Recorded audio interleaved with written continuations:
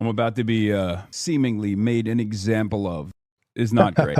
He does seem worried. He does come across as a guy a bit worried. Gets to the point that Hasan is unlawfully deported. Oh God, please. That would be even better than jailing him. The best punishment would be him having to go live in Turkey for the rest of his life. Is it time for the Muslim-Christian alliance, where we all march under the banner of the swastika? Maybe I could get behind that. If we can agree that the swastika is going to be our calling card, maybe I could die fighting alongside with a Turk. Never thought I'd die fighting beside a Turk. How about a friend? Hey, let's not get carried away, pal. This brings us to our main story of the day. Hasan Piker, who's being investigated by the DOJ for his trip to Cuba that he took a few months ago, I believe. Don't quote me on the exact time. But before we get to that, he also was streaming with Ashley St. Clair before this happened, because Ashley St. Clair, as we covered on Friday or whenever it was, has alleged that Elon Musk told her that he stole the election for Trump. And so her and Hasan got together to live stream talking about how the 2024 election was stolen by Elon Musk and his satellites for President Trump. I just think it's funny how, in 2020, if you said that, you got banned from social media, but Hasan and Ashley St. Clair are allowed to say it about 2024 and they don't get banned. Funny how that works. That there were some things that took place with Doge, specifically as it pertains to the last election. What did you mean by that? What's going on there? Did Elon play a role in stealing the 2024 election? I'm not a... So all I know is what he has sent me and what his engineers and employees have told me. But in October of 2024, he sent me texts, which you can look at if you want. Mm-hmm. You want to read the text? Sure. Why not? Okay, but don't read my pick-me stuff. Okay, it's fairly... Hasan, don't read my pick-me stuff. Hasan's also been wearing suits lately. Which originally when he first started doing that, people said he was copying Nick Fuentes. Other people have speculated that this might be the precursor to a political run, that Hasan is maybe thinking about running for some kind of political office himself. And he's been doing more stuff in politics, associating with some of these other Marxist politicians and helping them with their campaigns and stuff like that. I was being pick-me. Okay, wait. This was October 5th, 2024. What the fuck does that even mean? Yeah, you tell me. Wait, why does he actually talks like this? Yes, he actually talks like this. And I wasn't being hyperbolic when I said Can I read this one? Yes, you can read the whole thing. Okay. You can read anything except my pick-me-isms. Okay, I'm feeling more optimistic after tonight. And tomorrow we unleash the anomaly in the Matrix. And then... This is how Elon rizzes women.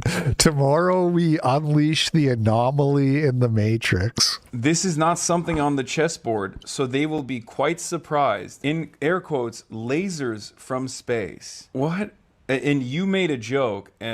It was a Marjorie Taylor Greene joke. Yeah, you made a Jewish space laser joke. Is it finally a focus on the Jewish vote? And he laughed at it. And then I have over 10,000 lasers in space right now. So he doubles down and says and quantifies his number of space lasers. Elon's going to release the Kraken, you guys.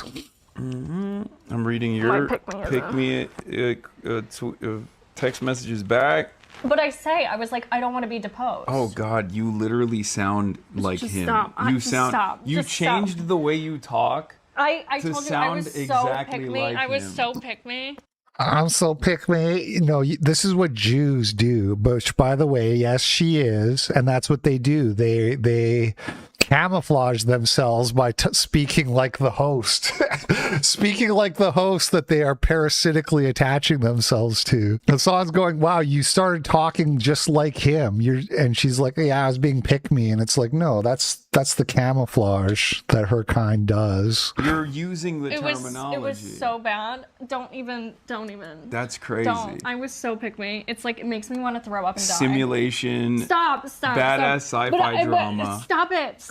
But I said I don't want to be deposed. And what does he say? I was like, I would ask more, but I don't want to be deposed. You should ask. Okay, more. No. You stop. Oh! What the fuck? You guys send memes to each other? You're so lame. Oh my God, I can't believe he literally this is... That's enough. That is the most. Wait, is he? He's Gen X, right? That's the most faillennial ass like text message. Aren't you Gen Z? Yeah. That's nasty.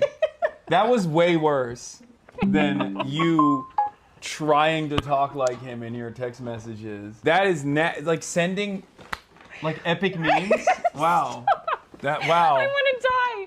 Oh my Wow, god. that's embarrassing. Yeah, but so he did say that stuff. And then, okay, so in conjunction with that, then he's sending me the internal data from America Pack, where he's like tracking the real-time Delta vote metrics. He has like the cash prizes as incentives. Like it was. Yeah, it wasn't that illegal. I don't even understand how that was just like allowed. But I guess you can do that. If you're a billionaire, you can do that. If you're Israel, you can do that. It's cool. It's great. America is up for sale. There were so many memes too. Some of them were good. I'm sure. You want to show me a good one? He said worse things about 9/11 than you. Yeah, that's not. Everyone has. That's not even surprising. But Whoa, hold on. What did Elon say about 9/11? I would like to hear. but show me one of your good memes then. No. No, it's all like cringe as fuck. So he's like showing you all this data, all this metric, all this stuff that he's tracking. Like what? I gave him that black MAGA hat. I'm responsible for dark MAGA. Ugh, gross. I put it on him like at my house, and he's like, "I'm dark MAGA now." Okay, and Ashley also had a gift for Hasan during their stream. This is a hoodie. You got me a hoodie. Yeah. Got him a hoodie. Put this down here. Oh God, what's gonna be in this hoodie? This is gonna be. Let's see. You ready? Are you ready, chat? Oh God. Oh no. I'm not even gonna see it first. Chat's gonna see it before I do. I'm the dad who stepped up. So Hasan's going to be raising little Elon now. Little, whatever, what's the kid's name? X or something retarded? Little X squared. Hasan's going to be getting together with Ashley to help raise little X squared on their meager income. Everything she says and does screams escort and calculated. All right. So that was the stream with Ashley St. Clair. And that brings us now to the main story here, which is Hasan Piker and also the Code Pink founder, which Code Pink is like some LGBTQ activist organization, under investigation over Cuba aid trip. Influencer Hasan Piker might be in real trouble for visiting Cuba in March, where he filmed what looks like a propaganda video for the regime. I'm here in Havana, Cuba, right now on a humanitarian aid mission. My goal here today is to bring awareness to what my government, the United States of America, has. I don't know that much about the laws and the embargoes and what have you around Cuba. Hopefully this video will explain so that we all have a better understanding. There's also, I have a big tweet that breaks it down, but I haven't read it yet, so we'll get to that too. But I think maybe he has to call it a humanitarian aid trip, because you're not allowed to maybe go there for other reasons. I think that's like part of like getting around the laws, maybe. Is done to the Cuban population. One of the most ridiculous embargoes of all time that has only gotten more deadly as time has gone on. Yeah, now federal officials have subpoenaed Piker as part of a wider investigation into violations of U.S. laws and sanctions, which prohibits supporting Cuba's communist regime.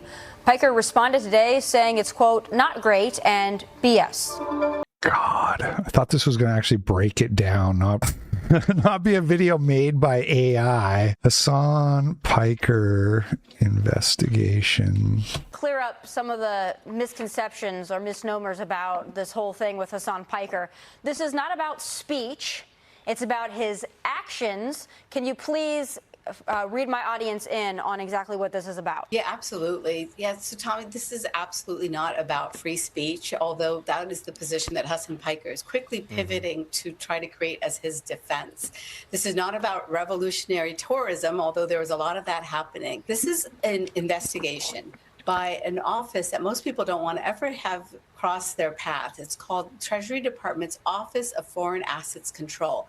And what they do is they make sure that U.S. citizens and companies are not aiding and abetting organizations, individuals, and countries that we've issued sanctions against. So a lot of people might know it, not know it, but the country of Cuba is run by the Communist Party of Cuba, and it is declared enemy of the United States. And what they are doing is investigating Hasan Piker to see his financial records, his communications, his logistics, and whether he was working and aiding and abetting the Communist Party of Cuba. I said China, but that is. He went to China too not too long ago. Exactly, that's a good slip. And it was like a similar thing where he went to China and then he was glazing and talking about how awesome China is, and everybody thinks the government paid him to do that. So I found this interesting. So a few years ago, there was the tenant company scandal where several conservative influencers were getting paid by a company that was on the back end getting paid by Russia. But even under a federal investigation, I believe under the Biden administration, they found that those influencers didn't know. They didn't know where the money was coming from, so they weren't criminally liable. But it brought up this idea, this foreign agent registration necessity.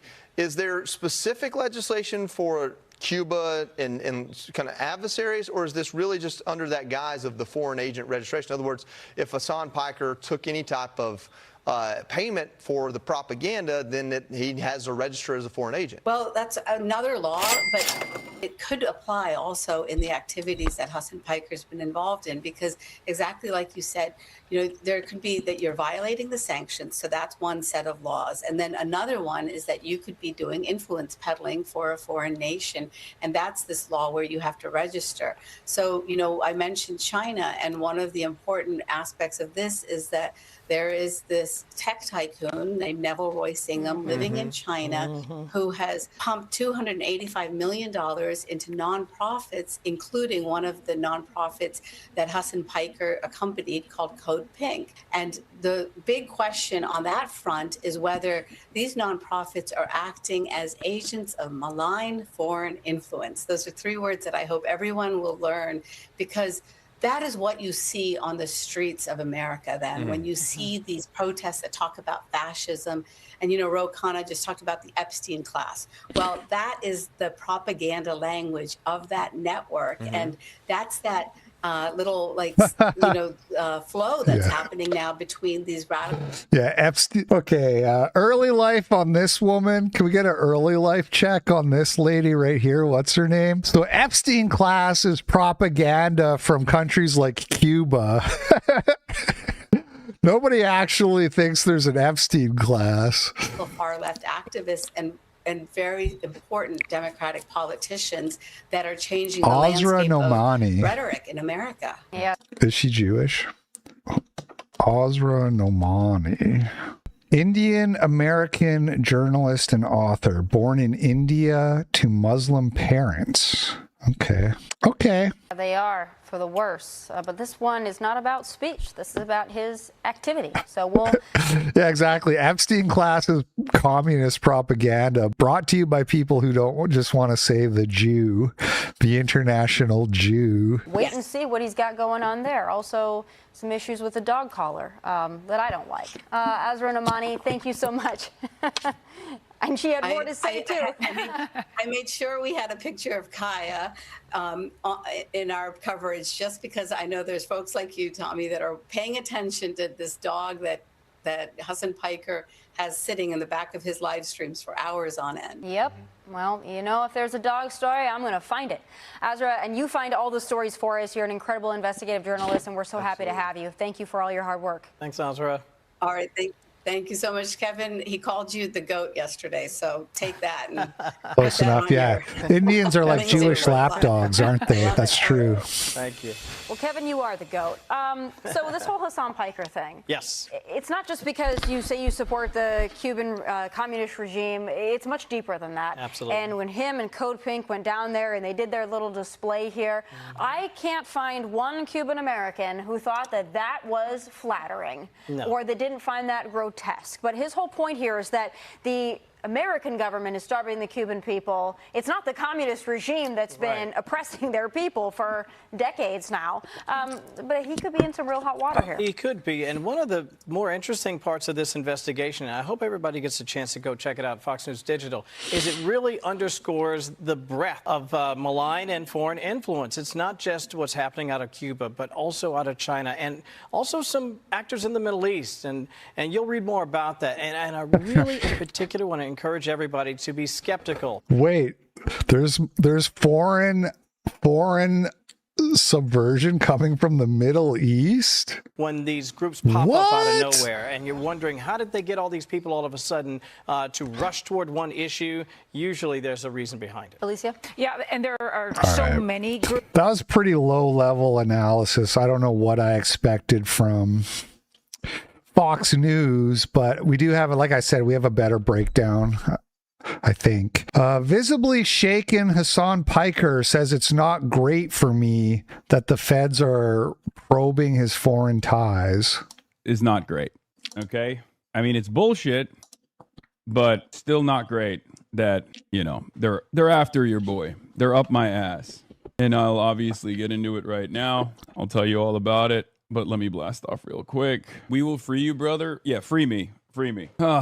Free me. I can't believe I'm saying that.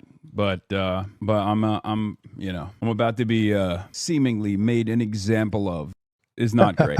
He does seem worried. He does come across as a guy a bit worried. All right, so this good dude, Stu Smith, he did like some highlights from this Hasan stream. This is the one we just watched, so we already seen that, but let's see what else we got here. Says he found out about the federal subpoena from a Fox News producer. On the other hand, got a text message, or rather a voicemail, from a Fox News producer saying that I had been subpoenaed by the federal government. And I was like, that's strange. Asking for comment. And before I could even respond to the journalist, an article materialized on the timeline. Oh my God, the persecution complex on this guy. Yeah, I mean, I'm not surprised he would play it that way to his audience. He would play it that way if he was innocent, and he would play it that way if he was guilty, so it's hardly surprising at all. I'm going to be talking about that in a little bit, but let's just say that kind of fucked my whole night up. It fucked my plans up. I still was able to do a little tub sesh. You know, get in the tub, get in the hot tub, get in the bathtub, a little bit of salt, you know. Son calls the scrutiny pure evil, then casually acknowledges his photo with Code Pink co-founder Jody Evans, who is also under investigation. Incredible. To deliver humanitarian aid to an island nation that we have starved and caused tremendous suffering to. Incredible. So yeah, I mean, what can you say? It's just pure evil, I guess. According to a Fox News Digital investigation, Singham has pumped $278 million into nonprofit groups that have pushed pro-China, pro-Cuba, anti-U.S. narratives and street protests for almost a decade since his marriage in February 2017 to Code Pink co-founder Jody Evans, who's also being investigated for her role in the March trip. Code Pink received $1.3 million from Singham after he married Evans. This is Jody Evans, who looks like the lady from Weapons. Did you guys see that movie, Weapons? Code Pink, Code get the fuck away from me, more like. More like Code stay away from me and my family, you freak. Am I right? Photo with, they love this photo for some reason. I don't know why. She's one of the co-founders of Code Pink. She's wonderful. And it's like all of this investigation. Dude, I wasn't going to talk about it either, but there was a story about a manga artist who got banned from Google because he uploaded his private drawings. And it was like super viral on Twitter. And everybody's like, oh my God, this is an outrage that Google can shut you down and this and that. And I quote tweeted it and I was like, what is the world coming to when you can't even upload child into your Google Drive? And of course I get flooded with the lolicons then. And it's, it's just the same thing. Like, it's like, stay away from me and my family, you freaks. Oh, this guy cares about drawings of kids. He's saving the drawings. Please, won't somebody think about the drawings? It's like, yeah, just face the wall and also stay away from me and my family, please. At least the high notes make it seem like they just saw stuff on like New York Post and on Twitter and were like, oh, this must be valid. In mid-March, organizations in the Singham Network, from the Venceremos Brigade to People's Forum, a hub for communist cause in New York City, were leaders of the Nuestra American Convoy, which included an estimated 650 delegates from 33 countries and 120 organizations. The organizations included Democratic Socialists of America, a U.S. nonprofit that promotes Piker as a headline member. By the way, that's so funny. The DSA does not promote me as a headline member, but, you know. What is this? I'd also remind people that I was covering Hasan's Cuba trip before he even arrived, after learning he was part of DSA's influence delegation to Cuba. Excuse me. The red flags were visible before the delegation even landed. Now that Hasan Piker is reportedly under Treasury scrutiny, it is worth remembering that his Nostra America convoy trip was set up by DSA's Kate Willett and framed as an influence delegation. Hasan responds to my clip of him bragging about throwing wads of cash around in Cuba by insisting none of it was illegal. Oh, so he was bragging about throwing around wads of cash, and the whole law is that you're not supposed to support these regimes in any material way. Sometimes I welcome rotting for the rest of my life in a fucking federal penitentiary rather than having to deal with long-term community members who have like unbelievably snide remarks even in this fucking moment. Is this guy from the Manhattan Institute thinks the subpoena is because of your wads of cash comment? He's been living. Yeah, it's not illegal. It's literally not illegal to bring cash and give fucking and purchase things in Cuban businesses, or even give it straight up on the fucking street if you want to give it out to people. That's literally a normal tourism function. There's a humanitarian purpose beyond it as well. None of this is illegal, guys. I always found it odd that when Hasan got off the plane in Cuba, one of the first people waiting to take a selfie with him was Jody Evans, Neville Roy Singham's wife and CodePink co-founder. I don't know. Maybe because she was one of the people that was on the fucking, she's a part of the Code Pink organization. And Code Pink was also there. Like they were also, you know, putting, I don't even know the exact details, but they were also part of organizing the trip together. Maybe it's because Code Pink was also there. Like, wow, that clears that up. What? I know usually at the work of rallying the orgs you support, but in case they try to bring you to court, you should definitely consider coordinating with orgs you've been pushing and try to publicly mobilize your community and not only your defense, but use yourself as an example that the admin is hunting down real.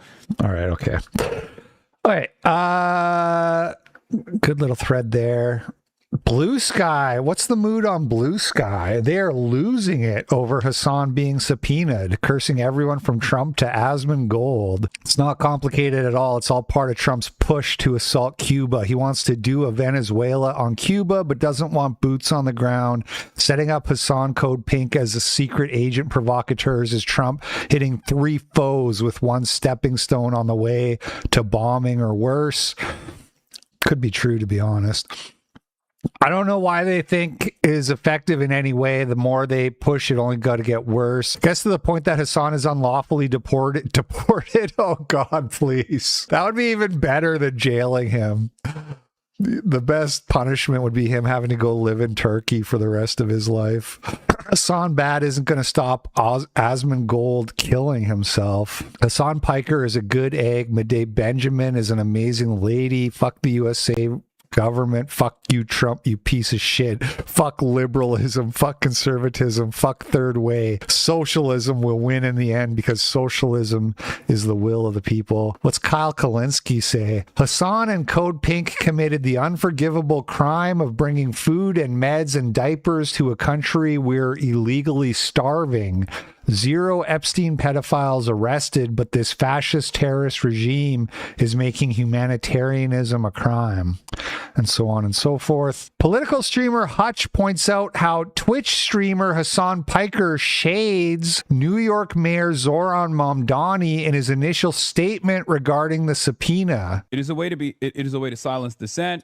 It's a way to actively tie up activists, dissidents alike. It's a way to try to have a chilling effect on speech. And some people, it seems, some likely and some unlikely people have been cheering it on. We'll be talking about that in a second as well. You might need Zoran Magic for this one. Yeah, okay, dude. Yeah. I don't think Zoran Mamdani is going to be doing that anytime soon because I'm not a concerning incident that took place in... in the New York City region of The shade. So there was some kind of, I think I Googled it, or no, I don't have that, but there was like some kind of like anti-Semitism incident, which Zoran Mamdani was like, oh, it's concerning, you know. I forget exactly what happened. And now Hasan is like, oh, Mamdani is not going to help me because he's owned by the Jews too, basically. Is basically what Hasan is saying there. The ego. Wow. It's subtle shade there, but he's throwing shade for Zoran Mamdani, I think, calling out anti-Semitism. There was some act of vandalism, I think, that took place at a synagogue. I think that's what he's referring to. And Mamdani called it a concerning situation or something like that. But he's throwing shade at Mamdani here. Mamdani called out swastika being flown in New York City. Is that what this was? I mean, it could be a few different. So that's funny because it's not even like, it's like a swastika, which you would think Hasan would actually be against that too, since Hasan doesn't like Nazis. Maybe he does now. I don't know. Has Hasan come around? Is it time for the Muslim Christian Alliance flown where we all march under the banner of the swastika? Maybe I could get behind that. If we can agree that the swastika is going to be our calling card, then maybe I could die fighting alongside with a Turk. Never thought I'd die fighting beside a Turk. How about a friend? Hey, let's not get carried away, pal. Things. But he's clearly... So somebody flies a swastika flag and moron Zoran Mamdani is like, well, this is concerning. And Hasan's like, this guy's owned by the Jews. What is even going on anymore? He's clearly, with his tone and rhetoric here, implying that Mamdani isn't stepping up or isn't likely to step up where he should. Like, this is for sure shade he's throwing here. We'll be talking about that in a second as well. You might need Zoran magic for this one. Yeah, okay, dude. Yeah. I don't think Zoran Mamdani is going to be doing that anytime soon because I'm not a concerning incident that took place. What happened? It was just, I feel like I saw a clip like a month ago of him saying, me and Mamdani, we still text privately. We're still homies. What happened in the last month? In the New York City region of America. You know what I mean? Highly doubt it. Maybe I'm wrong. Maybe he'll prove me wrong. Okay, here's the thread breaking it down with a more sort of a technical legal analysis. Let's see what it says here. Hasan's own broadcasts do the prosecution's work for it. He placed himself at a named military-owned hotel on both the prohibited accommodations list and the restricted list, described handing cash to Cuban nationals while acknowledging the limits on doing so, and confirmed he understood the sanctions regime well enough to obtain a Treasury clearance before going. He then recited the prohibition on funding government and military entities, disputed only the policy behind it, and announced he would disregard the restrictions outright on any return trip. The license he would lean on collapses on his own footage, where the schedule centers on state officials' regime solidarity messaging and recreation rather than the independent civil society contact 5 the law demands. On CNN, Hasan volunteered that the delegation obtained Treasury authorization and then stayed in a designated 5-star hotel. We had to get an OFAC clearance from the Treasury Department just to go. The American government has actually created these incredible restrictions that only allow American citizens to stay in 4 hotels on the island. These are 5-star hotels. If I don't stay in one of those hotels, I could go to prison for 10 years and have to pay a $250,000 fine. They have to stay in what they've declared as 5-star hotels. That legal description is inverted. Hold on. It's jumping around on me. There is no 4-hotel whitelist. The relevant instrument is a prohibition list, and the hotel the delegation used has been named in the reporting as the Grand Hotel Bristol, where Piker and other participants were staying. That property is on the government's list. It appears by name on the State Department's Cuba prohibited accommodations list as the Grand Hotel Bristol Kempinski. Grok, is this real? Hey, Grok, is there a list of prohibited hotels in Cuba that American citizens aren't allowed to stay at, and is the Grand Hotel Bristol one of the prohibited hotels? And is Hasan Piker on record on CNN saying that he stayed at this hotel? Yes, there's an official list. It's hundreds of hotels long and updated over time. The Grand Hotel Bristol Kempinski is on that list. On Hasan Piker and CNN, reports say he stayed at the Grand Hotel Bristol during a 2026 aid trip to Cuba, and the hotel's on the prohibited list. In his CNN interview, he claimed his group stayed at one of the only 4 hotels the U.S. government allows Americans to use. That's not accurate. The rule is you can't stay at the ones on the prohibited list, and there are plenty of allowed private or non-listed options, like certain casas particulares. He seems to have gotten that back. Yeah. Just to be clear here, though, when you have a source for that he said that on CNN, are you talking about random dudes on Twitter, or do you have that from an official source? It's from the actual CNN interview. He said it on The Story Is with Alex Michelson. There's a public transcript. He told the host the U.S. only allows Americans to stay. Okay. Thank you, Grok. You're dismissed. Well.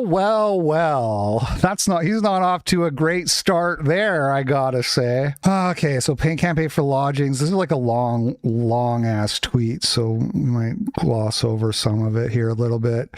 His own framing makes it worse. He told over 1 million viewers he was required to stay there, a claim a community note corrected, noting U.S. law only prevents Americans from staying at venues owned by the Cuban government or its officials. On his It's Devastating stream, where he describes the delegation peppering people with just wads of cash for the most part, with hopes that there's a little bit of economic respite for each individual Cuban that we encounter. On the collective punishment kneecap call out Donald Trump over Cuba crisis stream, he goes further and counsels his audience to do the same while showing awareness of the limit. You should bring hard American cash to Cuba and give it to the people of Cuba. Obviously, there's restrictions on how much you can bring, but it is what it is. A documented series of financial transactions on the island and on camera acknowledgement that he knew cash transfers are restricted. The it is what it is a knowing disregard. Civil liability needs no intent, but DOJ referral requires willfulness. Hasan supplied unusually direct evidence of it. He knew the regime applied and sought authorization. We had to get an OFAC clearance from the Treasury Department just to go, so this is a sophisticated actor with access to sanctions counsel, not someone unaware the rules exist. He demonstrated specific knowledge that the targets of his spending were government and military entities and pressed ahead anyway. In the mini dock standing in the hospital compound, this is Hasan speaking now. A lot of the public administrations here, according to the American government, it's still technically owned by the Cuban government and therefore the Cuban military. So when American sanctions are applied, they might try to justify it by saying, oh, you're funding a foreign adversary's military, but the reality is it's funding that would be going to rebuilding these buildings. He recites the prohibition and then disputes the policy rather than the fact. He stated an intent to violate on a future trip. When I do come back, I'll probably not abide by the American restrictions. And the public record adds consciousness of illegality from before the trip. He had canceled the 2025 trip to the island, fearing legal repercussions in the U.S. He understood the risk a year out and went anyway.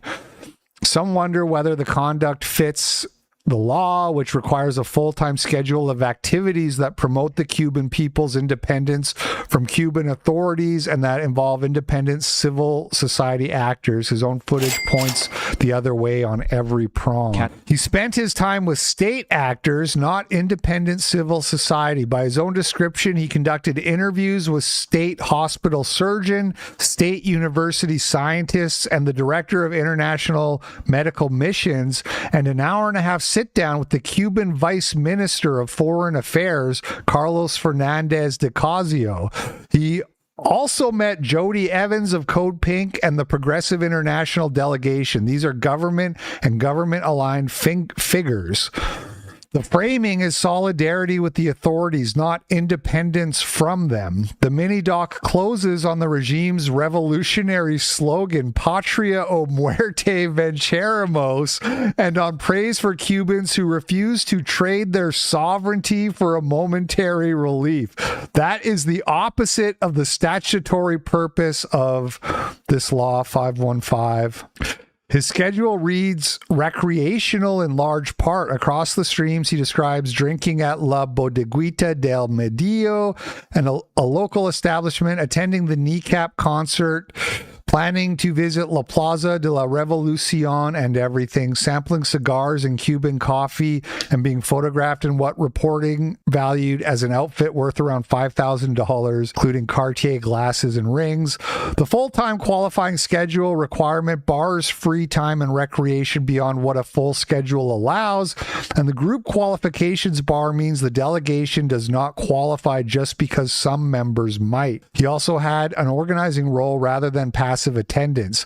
As soon as this trip was being planned, I hit up Daniel, their manager, that's Kneecap, that supports the coordination element and ties him to the convoy's assembly. He repeatedly foregrounds the non-medical hardware. On the first day stream, the charter was full of good stuff, medicine, food, and most importantly, solar panels. And in the mini dock, the convoy is delivering over 40 tons of necessary supplies. The solar panels and generators are the weakest fit for the medical humanitarian export carve-out, and the most likely to be characterized as material support to state infrastructure. His own discussion that Cuba's solar supply is more than 90% Chinese and that China doesn't abide by American restrictions frames the hardware in circumvention terms. Right. So if he's saying that, it's like he's saying he understands that these are prohibited and he's doing it anyways. It's not the DOJ, it's the Treasury. He is beyond fucked. It's not looking great for Hasan, I gotta say. Anyway, that's going to be basically it for today. A couple quick little things before we go. Ben Shapiro and the Daily Wire bleeding subscribers daily, bleeding revenue, laying off employees. They're losing the youth. And so what are they resorting to now? Let's take a look. Oh, someone else killed him. Oh, he got ran over by a car. Wow.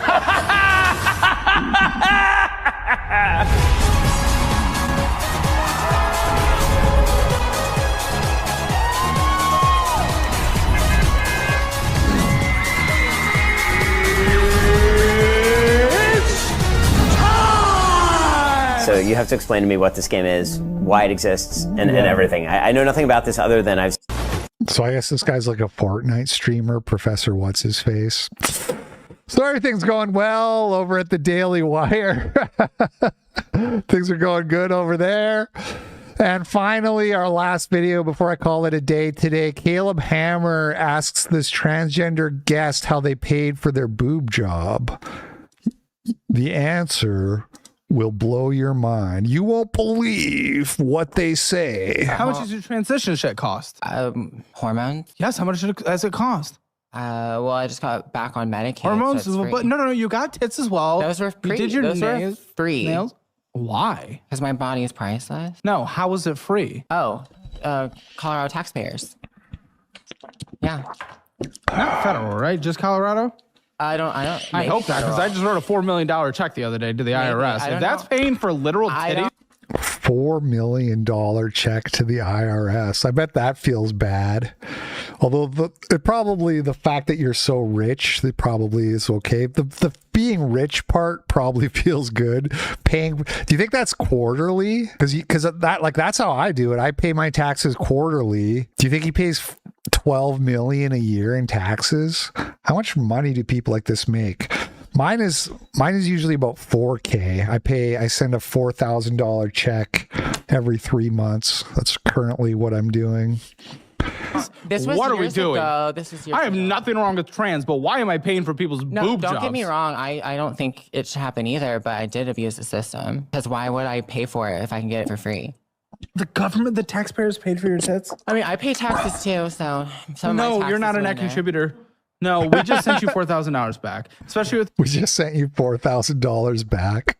your no tax on tip thing and the majority is tip. It's honestly, it's just. Oh, they're a waitress or whatever. A waiter, sorry, misgendered. I'm not in favor of the no taxes on tip thing. It's so stupid. You already contribute nothing. I would be in favor of it if it applied to live stream super chats, which it should. I'm here doing a service and you're tipping. You're tipping me. Why do I have to pay taxes on that? Where it's just more populist policy. No, you're right. We should just be getting paid a normal wage, so we shouldn't have to get tipped. Well, that's fine too, but advocate for that. It's just so stupid. It's just a performative policy, and that's why both parties are on it, because populism is winning right now. And it's so stupid. You already don't contribute anything. You're part of. If you are mad at Caleb because he sounds like a rich guy complaining about people having to pay, right? Complaining about populism, that's because you don't pay $12 million a year in taxes. If you paid $12 million a year in taxes, you'd be pissed off at other people getting all these breaks too. That's how it works. I do contribute. No, you're part of the 50% that contribute 1%. It's nothing. It's a drop in the bucket. If it was gone, nothing would change. This is we give everything to you. Now we pay for your boobs. Oh man, must be nice. Must be nice being able to complain about that stuff because you're rich.